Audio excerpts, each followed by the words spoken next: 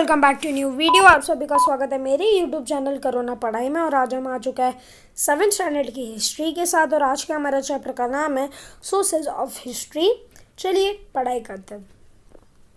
We studied ancient history in ancient Indian history last year. This year we are going to study about the medieval period of Indian history. Broadly, the period of the 9th century CE till the end of 18th century CE. This considers to be the medieval period of Indian history.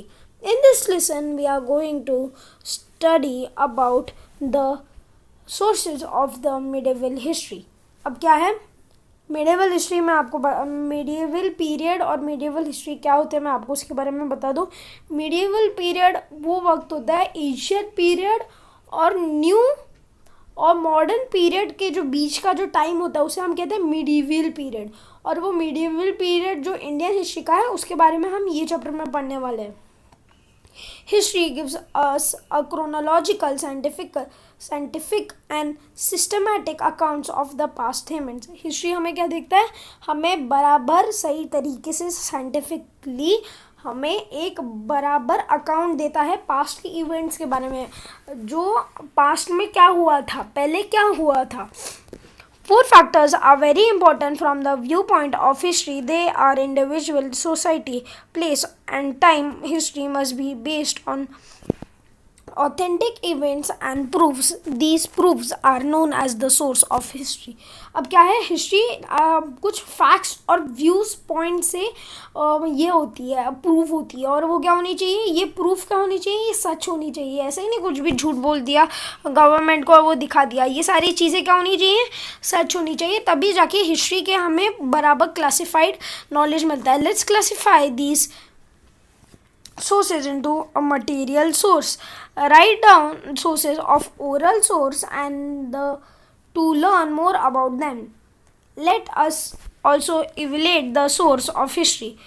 We to consider many factors relevant to the history event that we want to study is necessary to support our studies with historical resources. These sources have been verified. We have to see whether they are authentic. It is necessary to use these sources judiciously and only after a critical analysis. अभी क्या है, ये सारे जो factors है और ये सारे हिस्टोरिकल इवेंट्स हैं, इनको क्या है एक बराबर क्लासिफाइड एनालिसिस के साथ ही प्रूफ किया जा सकता है दोस्तों।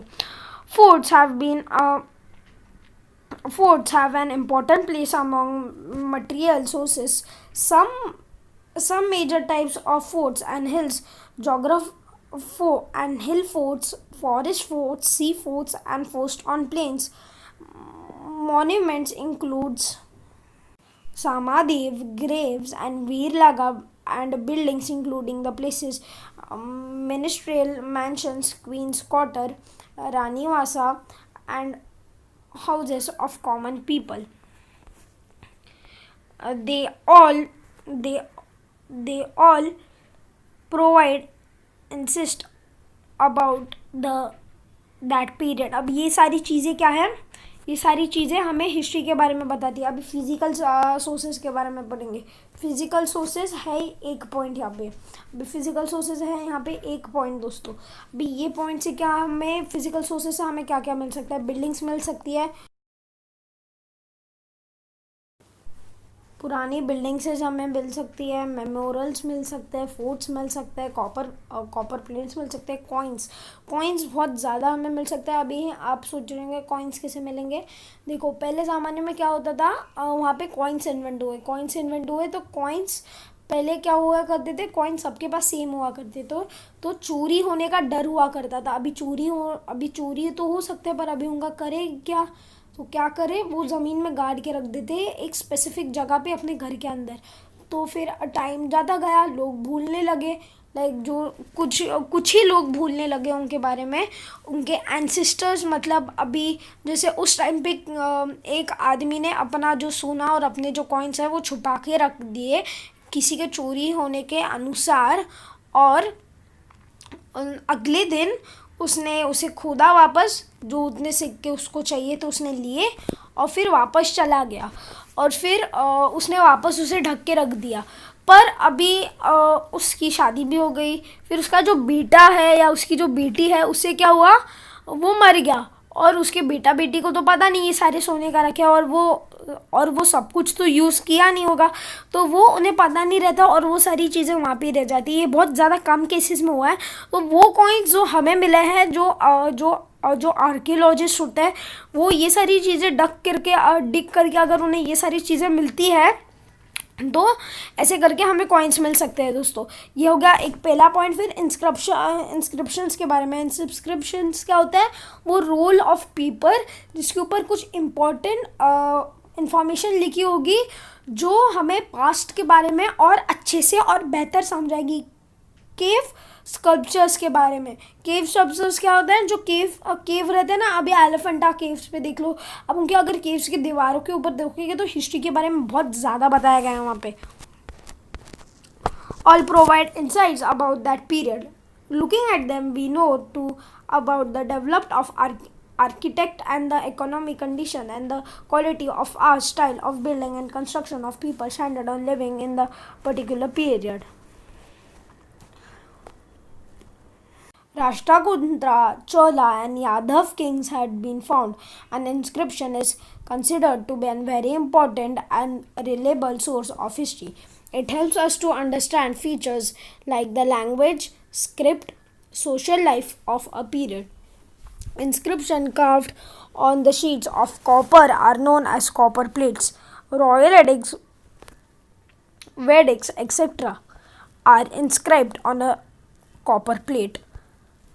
वीर किला। अभी यहाँ पे वीर किला का हमें एक फ़ोटो दिया गया है। वीर किला क्या होता है, जो राजा और जो वहाँ के लोग थे उनके एज एन फ़ोटो नहीं कह सकते, उनकी एक परछाई है उनकी, या एक ड्राइंग की तरह उनकी जो छाप छोड़ी जाती है पीछे, उसे हम एज एन उसके हिसाब से हम अंदाज़ा लगा सकते हैं कि पास्ट में क्या हुआ करता था।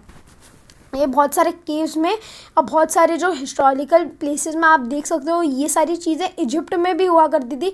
इजिप्ट के ड्राइंग बहुत ज़्यादा अजीब हुआ करते थे, और वो इतने भी अजीब नहीं हुआ करते कि ह्यूमन उसे समझ ना पाए।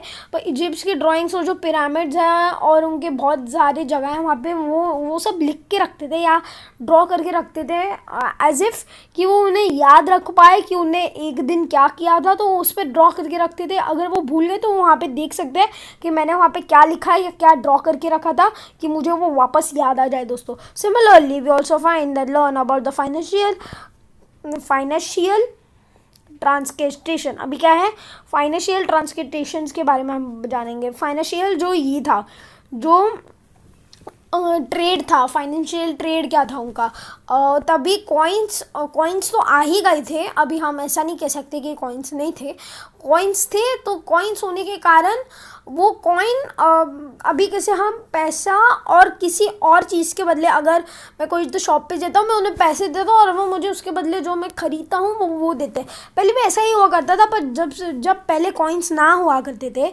तभी क्या हुआ करता था, अगर एक ट्रेडर को टमाटो चाहिए और दूसरे ट्रेडर को गेहूँ चाहिए, वीट चाहिए, तो वो क्या करेंगे, जिसको गेहूँ चाहिए वो उसे टमाटो देगा, और जिसको गेहूँ चाहिए, जिसने टमाटोज लिए थे, वो उसे गेहूँ देगा। तो पहले ऐसे ट्रेड हुआ करते थे दोस्तों। अभी हम We also see how far metallurgy had been advanced in that period, from the images of Sitaram on the coins of the Empire Akbar and Shiva Parvati on the coins of the Hyder Ali. We also see the religious co-orientation of those days. The Peshwa used the Arabic and the Persian languages on those coins. These throw light on the languages in that period. An inscription is carving on a stone or a wall, etc. For example, the inscription found in the temple's pyramid of Tavera. Many inscriptions of the period Chalkula ये सारे हुआ करते थे inscriptions, और जो उनके coins हुआ करते थे पेशवा पीरियड के, ये कॉइन्स थे। और ये जो कॉइन्स हैदरी एला के हुआ करते थे। ठीक है दोस्तों। Written resources. We all learn about the significant historical events in the medieval period from the sources like written in the styles of Arabic, Persian, Modi, etc. Example as also from the veteran of different languages, Bujra, Patra,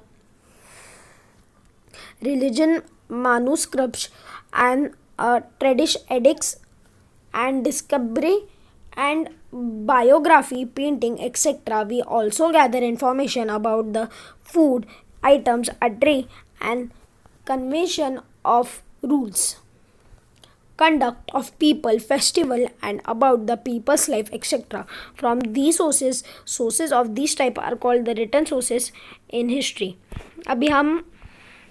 अभी हमने यहाँ पे क्या पढ़ा, return sources के बारे में। Return sources हमें क्या बताते हैं, उन लोगों के लाइफस्टाइल के बारे में बताते हैं, लोग कैसे जीते थे, लोग के कॉइन्स के ऊपर क्या था, लोग वहाँ पे क्या पेंटिंग करते थे, उनकी बायोग्राफीज क्या थी, उनके मैनस्क्रिप्चर्स क्या थे, उनके एडिक्ट्स क्या थे, ये सारे पार्ट हमें यहाँ पे बताए गए। आज के लिए बस इतना ही दोस्तों। ये पेज मैं आपको नेक्स्ट पार्ट के लिए लाऊंगा। आज के लिए बस इतना ही। आई होप आपको मेरा वीडियो पसंद आया होगा। अगर वीडियो पसंद आया तो वीडियो को लाइक, वीडियो को शेयर, चैनल को सब्सक्राइब ज़रूर करना, और कमेंट्स में ये ज़रूर बताना कि आपको मेरे वीडियोस का कैसे अब पसंद आए। तब तक के लिए गुड बाय।